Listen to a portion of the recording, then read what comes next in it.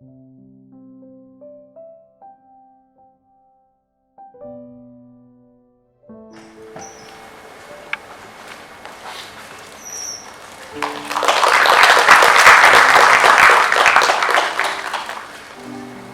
I request Professor to present the flower bouquet to Brahmachari Niranjana ji. Good evening, everyone.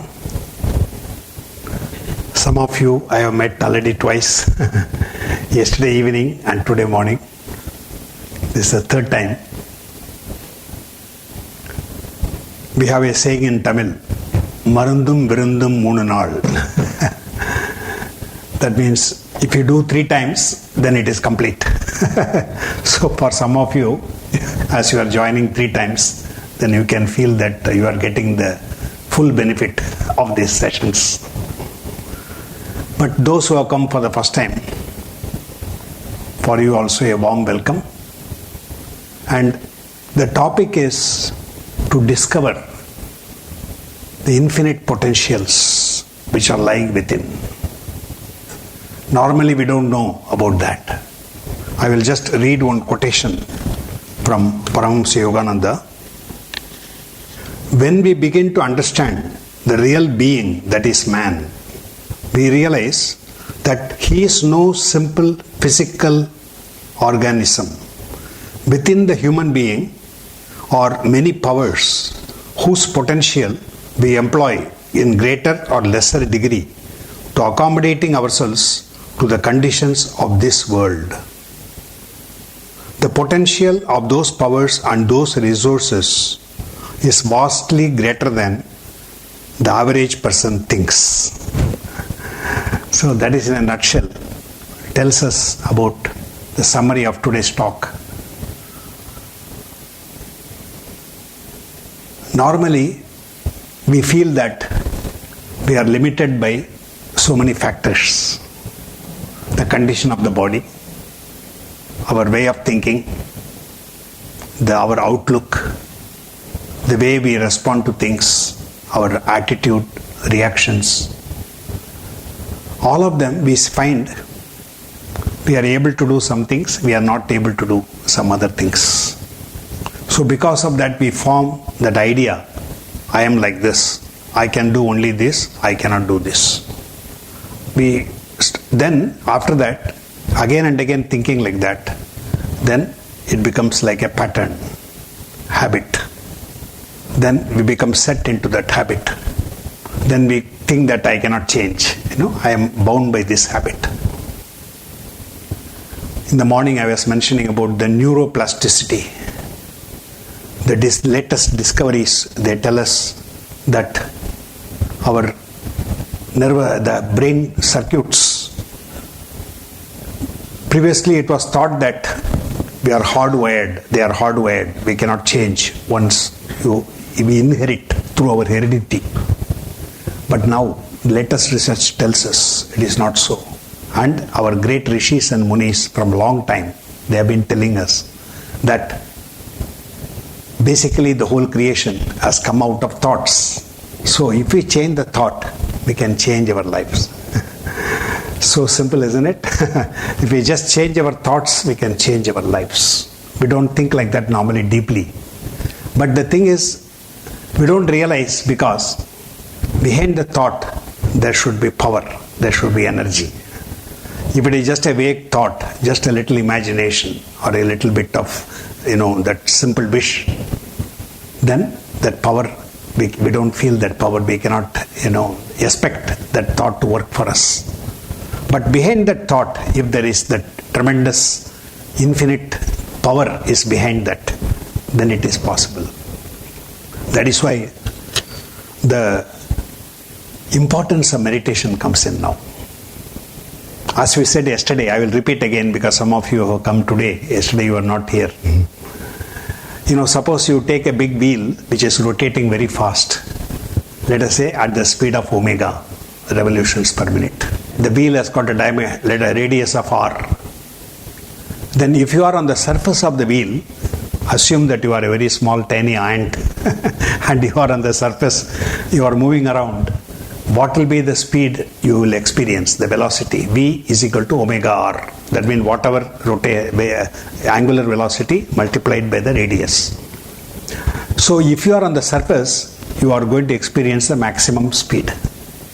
Now, if you travel a little bit closer to the center, the radius is reduced, even though wheel is rotating at the same speed, but you will be experiencing less speed, isn't it? Now, if you keep traveling like this and come to the dead center, R is 0, what speed you will experience? No speed at all. You are motionless, you are in stillness. Whereas the wheel is rotating, but you are in the stillness. Very interesting, isn't it? This is what exactly happens in our lives. If you want to discover the infinite potentials, the great things which you have inside, great powers, what we need to do, we have to go to the center of our being. As long as we are on the surface and moving around, then all our faculties are working in a very limited way. Whereas when we are able to go inside and tap, that is where the infinite source is residing. The infinite source is in the center of our being and which is now manifesting through all our faculties. It makes a lot of sense, isn't it? So, if that is so, the secret is through meditation, we learn how to travel inside, the journey to the center of our being. Instead of remaining only on the surface moving around, we learn how to withdraw from that motion and then go into the state of stillness which is in the center of our being. If we do that, then we start discovering more and more our capabilities which we have, which are lying in a potential form. They are all hidden inside. This is the potential energy is to be converted into kinetic energy. So similar principle here. Potentially we have all those things inside. That means each one of us, we are all divine. Our scriptures tell us, the ancient scriptures, Amritasya Putra. That means we are all children of immortality, each one of us. But we may not think like that. We may think that I am a weakling, I cannot do this, I cannot do that, I have all these limitations. That is because all these instruments which we are using, body, mind, our emotions, they are all instruments. The main inner source, infinite source, is actually enlightening, function, making us function with all these faculties.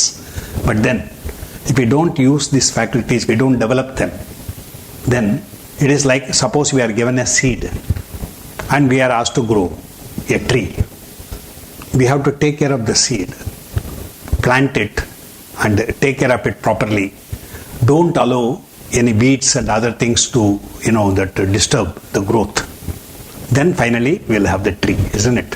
Similarly, each one of us, potentially, we have that divinity, we have that infinite powers within us. But then we need to know how to grow the seed. So that is what meditation is all about. When we learn to do meditation, then we withdraw from all the outer motions and go inside and connect with the infinite source. And when we do that, then we slowly start drawing that infinite power from us. This we can see dramatically in some people, that after they have started practicing this meditation, how their lives have changed. How they have become much more peaceful beings and more dynamic beings and more confident beings and more joyous beings, more enthusiastic beings. So we have seen that, because as Rohanji mentioned, I have been fortunate to travel to all parts of India and also abroad, some of the countries. And I have seen those who have been sincerely applying these spiritual techniques of yoga meditation, how their lives have changed, how they have become much better human beings. And so that shows clearly that if you understand who we are and then try to develop all this in a very scientific way, then surely each one of us will be successful. So what is that? Paramahansa Yogananda has given a curriculum. This is called the How to Live curriculum. This is for our whole life. Normally we have a syllabus curriculum for our studies in our school, college. But then Paramahansa Yogananda has given a curriculum for our life itself. Nowadays we talk about life skills. This is an essential life skill. What is that? Developing our body, mind, emotions and spiritual faculty in a uniform way. All the four in a balanced way. So his formula, just very simple. Science of body care. How to take care of the body, keep it fit. Make it a fit instrument which will reliably serve our whatever we want to do at any time. Second, mental engineering, which will have a lot of resonance with us. Third, social arts. Fourth, applied spiritual science, to understand how the body functions and how we can make it fit. Because this itself is a vast subject, but I will just give briefly a few points. Diet. If you select a diet which is very nutritious and which gives a lot of energy and which produces very little waste, all of that if you just study and then have and choose like that, then we will be able to keep the body in a fit condition. Diet is one important factor. Exercise. Professor told me, you please tell the students how important it is to exercise regularly. Because many of us, once we become a little older, we don't exercise at all. And even in student life, if we don't exercise, then later on when we get more pressures and responsibilities, how are you going to exercise then? So you have a beautiful campus here. This is what I always would like to repeat this. When I was a student here, in the beginning, I started jogging. I used to run from the hostel up to the Gajendra Circle and go back first. I did for a few weeks or so. So once I was able to increase the stamina, then I used to run a little bit more. Finally, I used to run up to the main gate and then come back. And I found that throughout the day, my energy level was very good. I used to remain very alert, health was very good with that. So that's why I encourage you. You have such a beautiful campus. It's very, difficult to get such a campus. So we are all very fortunate to have this type of wonderful setting, natural setting. So take advantage of that and do whatever you want. Volleyball, badminton, swimming, anything you like, or just simple walking, first brisk walking or running, whatever you want you can do. So in this way, exercise the body, diet, exercise, then rest, enough rest. That is very important also. Because if you don't sleep enough, we just keep on cutting short your sleep. So then the effect will come later on.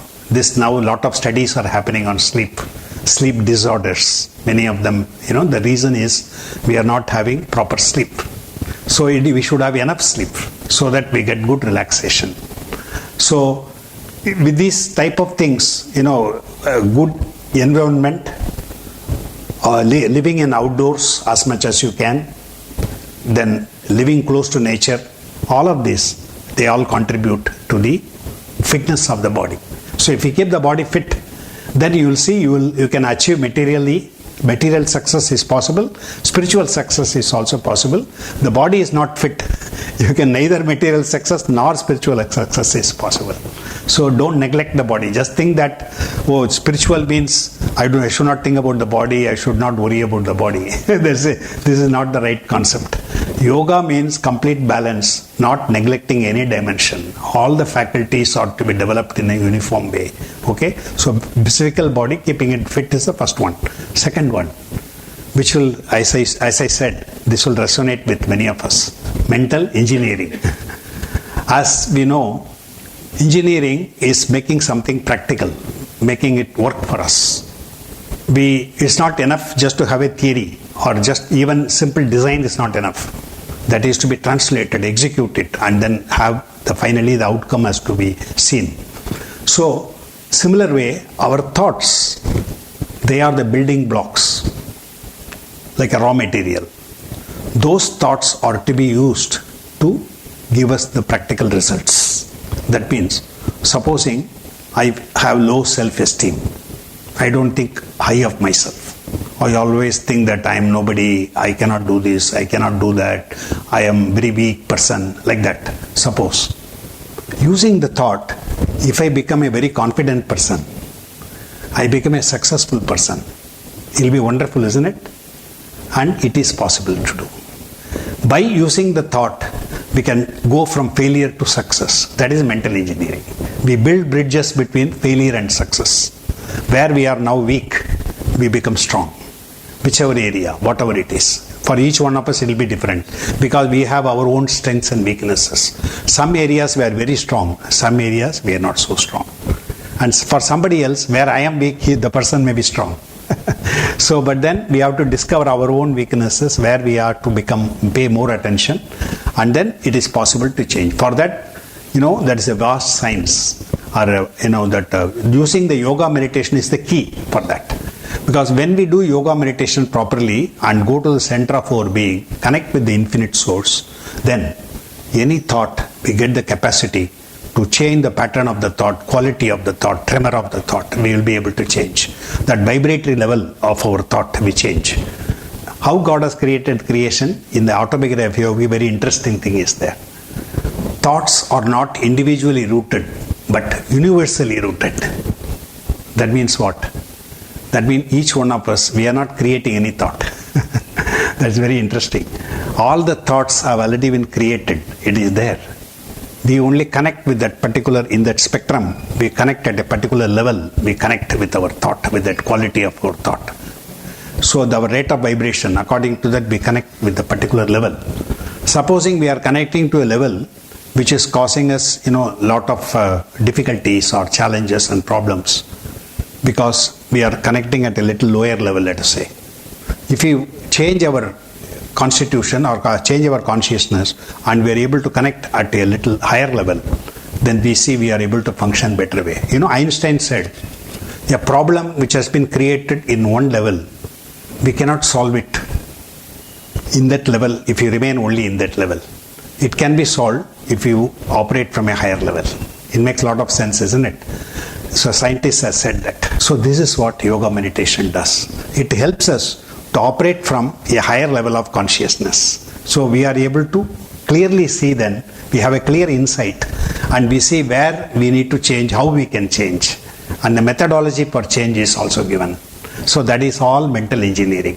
So this is a very vast subject, but you can all explore that and see how you can change your lives by changing your thoughts. Third, social arts. This is a heart's quality.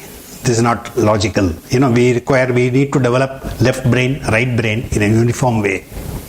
One brain is handling all the logical side, analytical side, and analyzing and understanding and all of that. Other side is a holistic side. It sees the whole picture, and through feeling, that we try to grasp things. That is the other side. And we need to develop both the sides. It is not enough if we develop only one side. If you become only logically thinking, you become brilliant. But emotional side, suppose you are like a little baby, you have not developed your emotional powers, then you are not a successful person. You don't have the balance. So we require both. That means we need to develop that intuitional capacity to feel. I will tell you a little story. One great saint from India, Shankaracharya Bharati Krishna Tirth, long before 1960s, he traveled to America and stayed in our organization, Self-Realization Fellowship. He was being taken care of by one of our senior Swamis in America, Swami Premamoy.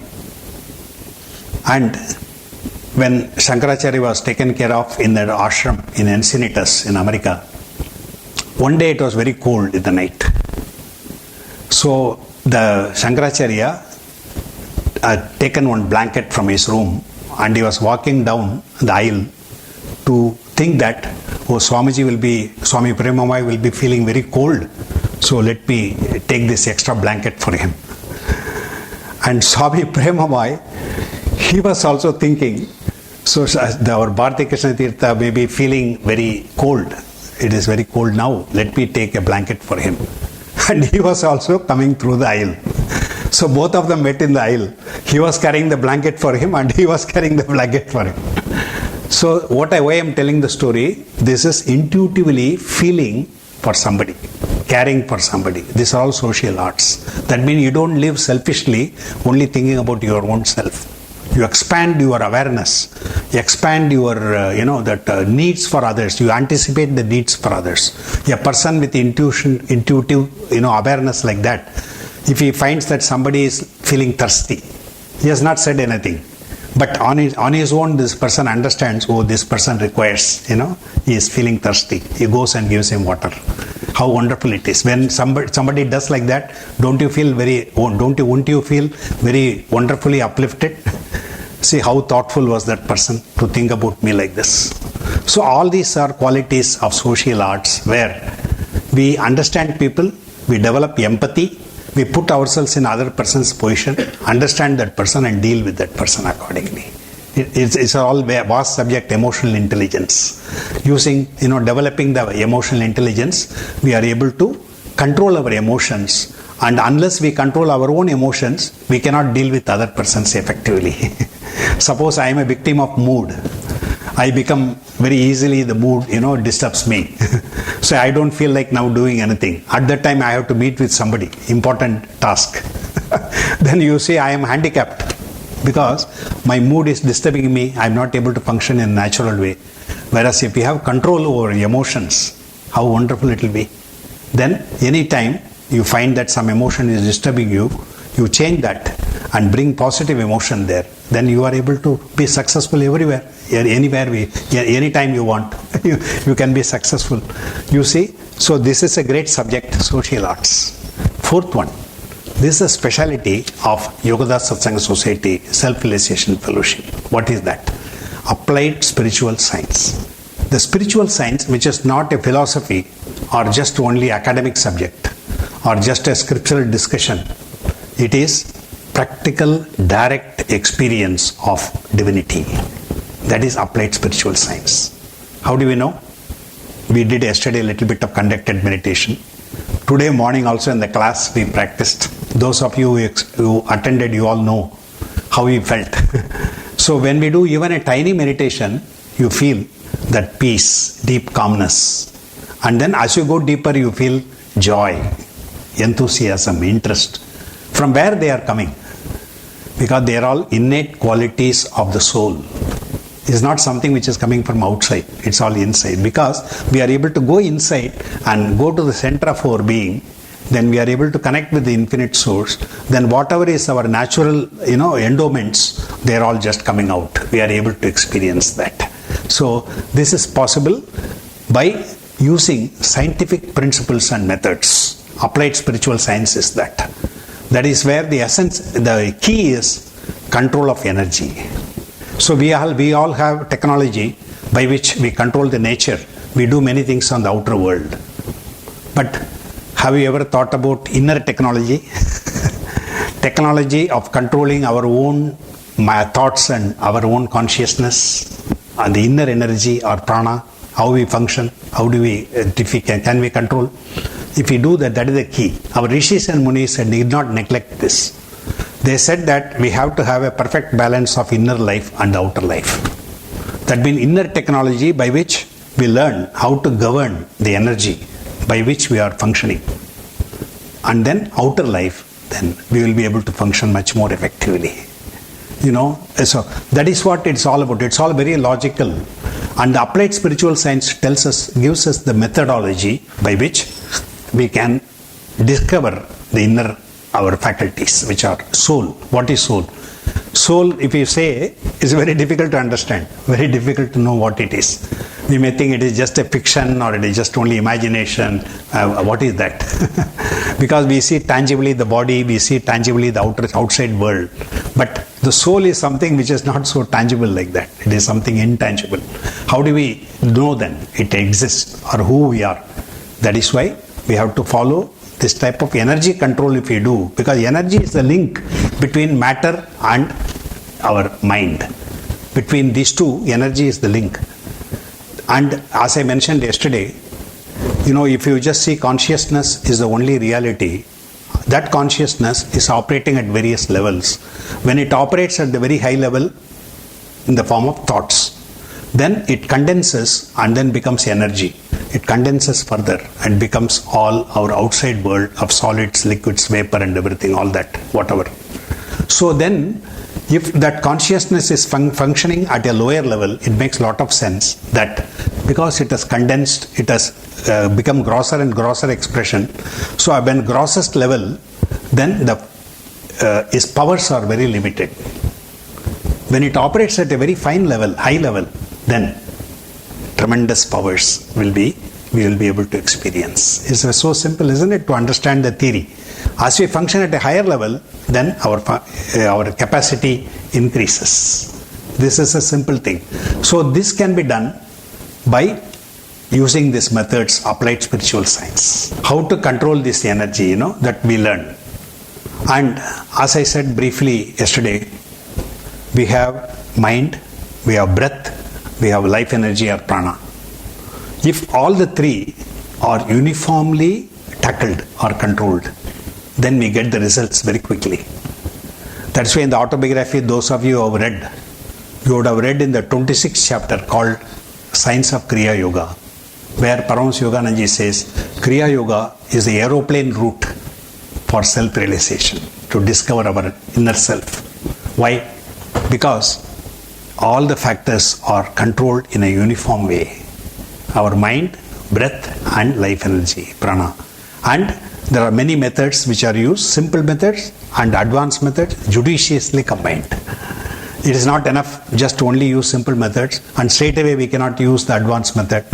So we have to judiciously combine. That is why in Yogoda we have these 4 techniques which Brahmachari Niranjananji mentioned: energization exercise, Hongsa, Om and the Kriya technique. By these 4, judiciously combining the simple and the very advanced techniques, we find that we are able to function from a higher level of consciousness. What is the advantage of functioning from higher level? Then we remain always calm and peaceful.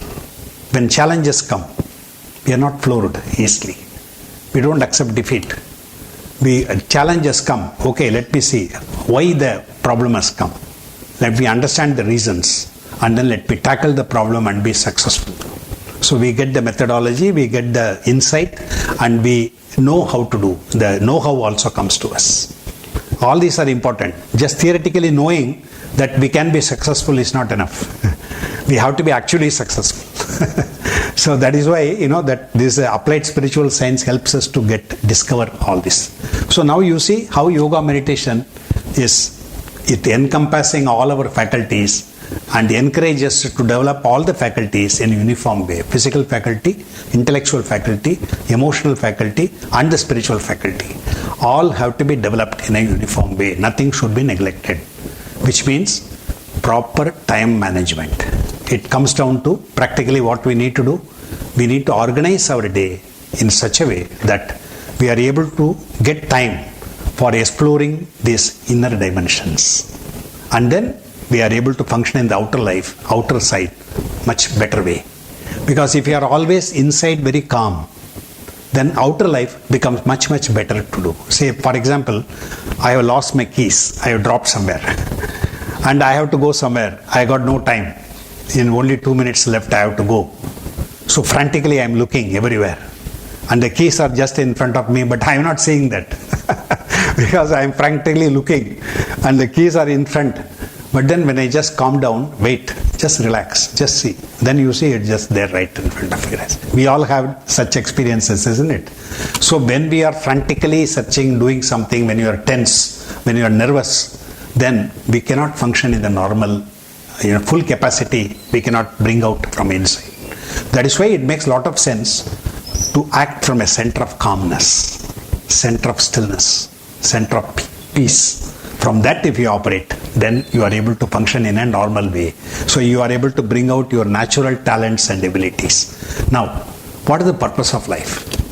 To put it in a very simple way, one is to go inside and connect with the infinite source, which is in the center of stillness, as we said before. The center of stillness, where no motion, and we become united with that infinite consciousness. That is one side. But there is another side. That is, each one of us, we are endowed with some uniqueness, some speciality. Each one of us, we are unique. Isn't it so wonderful to think like that, to feel like that? And it is the truth. Because great saints who have penetrated to the core of reality, they all testify that there is a divine universal plan which is beautiful and full of joy. That means we need to discover what is the divine plan for my life. Because each one of us, we are created with that uniqueness. We didn't create ourselves. There is a higher being which has created us, isn't it? That being, when creating us, has created us, endowing us with unique quality, uniqueness. But that is in the potential form, as we said in the beginning, like a seed which has been given, which is to be grown now. So that uniqueness we need to bring out, and my uniqueness and your uniqueness, other person's uniqueness, they are all different. They are not same. So we cannot try to make others just like me. If I try to make like a father and mother, they want the son to be just like them. they just tell you, do like this, do like that. And the person doesn't obey, he is disobedient. He is not obeying. So you see, that is how problems develop. We try to control beings, manipulate beings, and trying to make them like us. So then we get into trouble. Once you realize every person is unique, then we need to discover that uniqueness. What is that uniqueness? Each one of us will have to discover that uniqueness and bring it out. Then you see, even a person right now, he seems to be very low in the social status. He doesn't have that type of, that name and fame or whatever. Very simple person. You will see some very charming quality will be there in that person. If you take the time to discover that, then you see. Because I discovered when I was very small, in a small village or town, one beggar used to come in the night. So he used to ask for alms. So normally we don't think much of the beggars, that whatever. But I found that person, beggar, was full of joy. Though he had nothing. But he was just a little bit, whatever he got, he was sufficient, very, very content with that, and he was full of joy. Whereas I have seen also multimillionaires and great, those who got all the name, fame, everything. But inside, they are not at all peaceful, not at all happy. So you see, it is very important to just discover that inner, who we are inside. That means we are all children of God. Each one of us, we are very special. So that uniqueness is to be checked and brought out. Which is a very complicated subject, complex subject. It's not easy to just straight away say, oh, you have the uniqueness. You have this uniqueness. We cannot point out like that.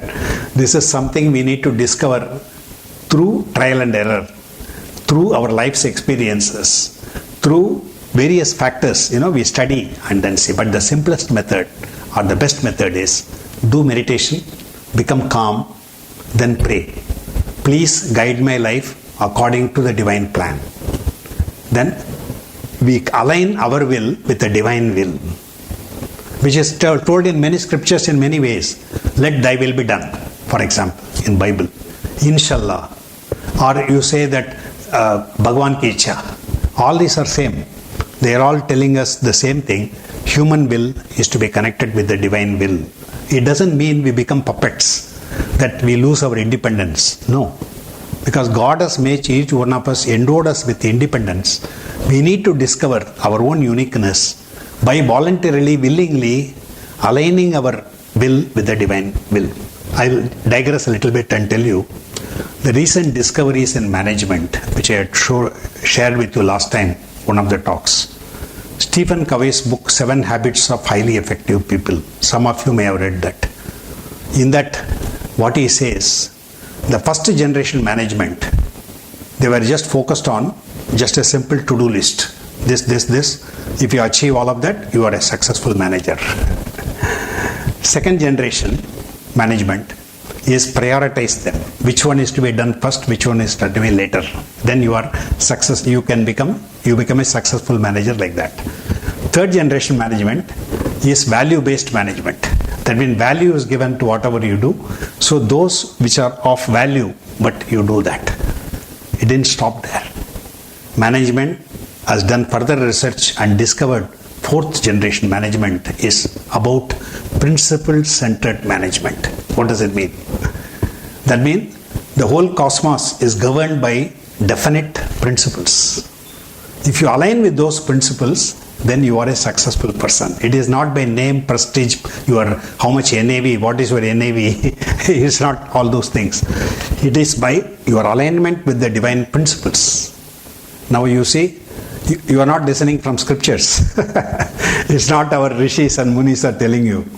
Modern day management people are telling you now that through studies, scientific studies, they are now telling us principle-centered manager is the one who is successful person. Isn't it very interesting? That means we have come full circle. Our rishis and munis have told, but we think that they are the old, outmoded people, and there is nothing like that. We don't listen to them. Now we have come full circle, and finally now management people are telling us those truths, they are being validated now again. So what is that principle centered? That means it is like how the cosmos is governed. It is by harmony, by love, universal love, harmony, peacefulness, caring for everybody. Live as a one family. See everyone as our own. Don't discriminate. Don't hate anybody. Don't have any ill feeling for anybody. All those, they make a lot of sense, isn't it? But they all seem to be like theoretical thing. Just ideals. In practical world, how can we manifest all those? Through yoga meditation, you find that it is possible to do. By yoga meditation, you discover the divinity within. Then you see, same divinity is reflected in everyone outside, everybody else. Then you feel the kinship. We feel the affinity with the another person, connection with the other person in a different, higher way. You see? So that is why we need a practical methodology. That is, through yoga meditation, we get that practical methodology. Okay? Let us have a small meditation break. Normally in lectures and the seminars, we have tea break or coffee break. Here instead of that, let us have a meditation break. So that we can all discover the power of meditation little bit. Those who want to learn more, we already yesterday mentioned, but today so many of you have come for the first time. So first we will have a little bit of practice of this meditation. Later on, then those of you who are interested, they can interact with us and we will be able to help you more to discover more about this. So please remember the three basic things in meditation. Three basic factors for good meditation. That is, keeping the spine straight is number one. As I said yesterday, these chairs are not designed for that. Here sitting with the spine straight is difficult. But do your best, whatever you can. Just sit with spine straight and keeping the body relaxed. Relax the body. No tension anywhere.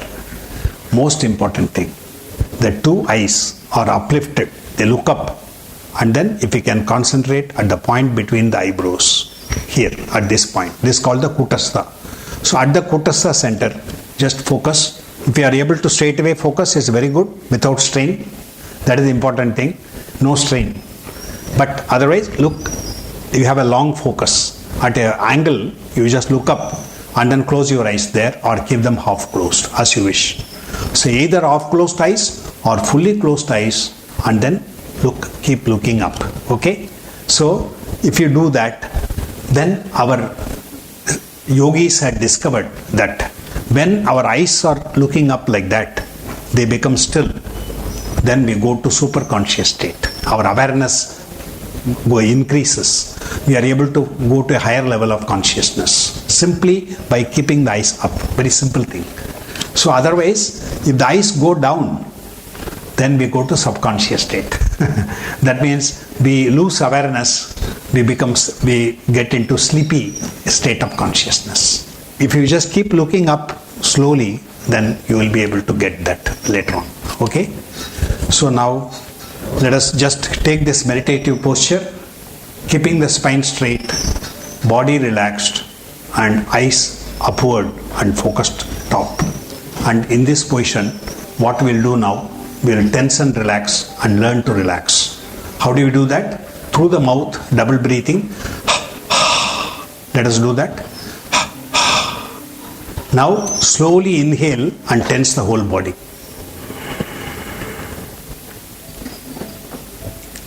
Double breathing, exhalation.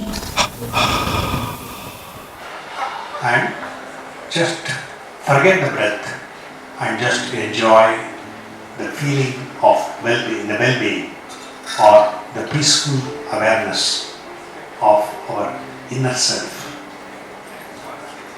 Just be aware of the peace, calmness. Be still in body and mind and be aware of that inner peace.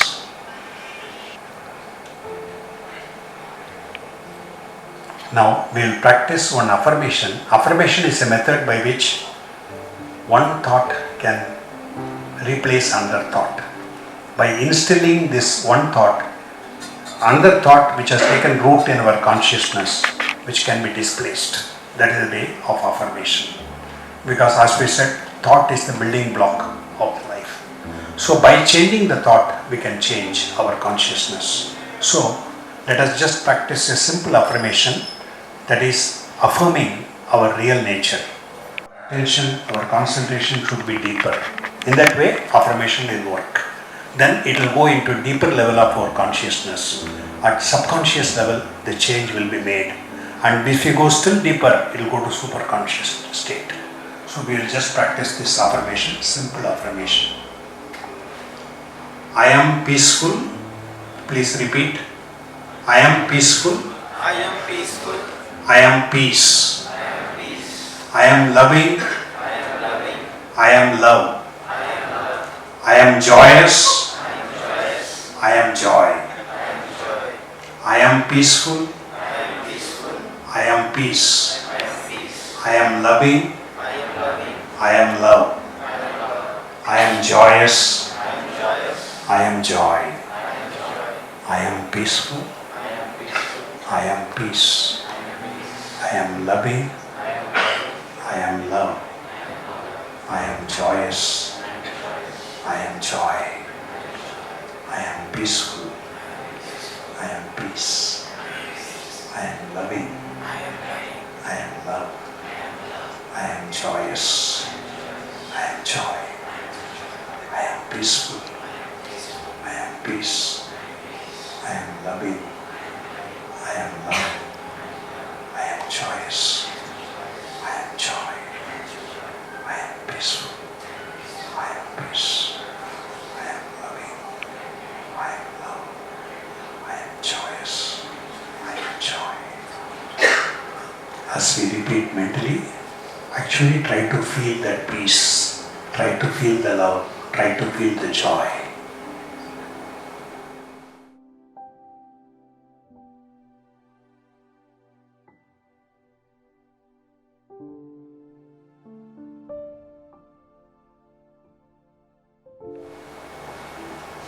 Okay, thank you.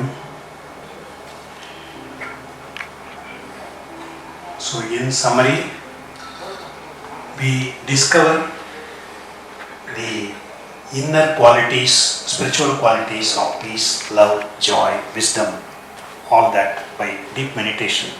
And then holding on to these qualities, we function on the outside world.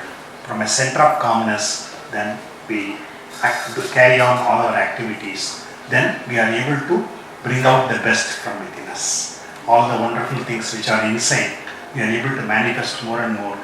All the things which are disturbing, we are able to change consciously, and we are able to function from a higher level of consciousness. Then we find that all our inner potentials are we are bringing into manifestation. Thank you.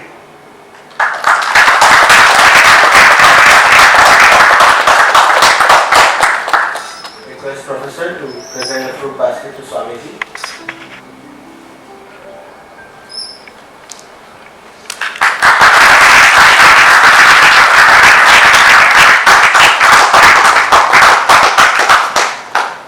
Now I request Professor to present the fruit basket to the Brahmachari Yogananda Giri.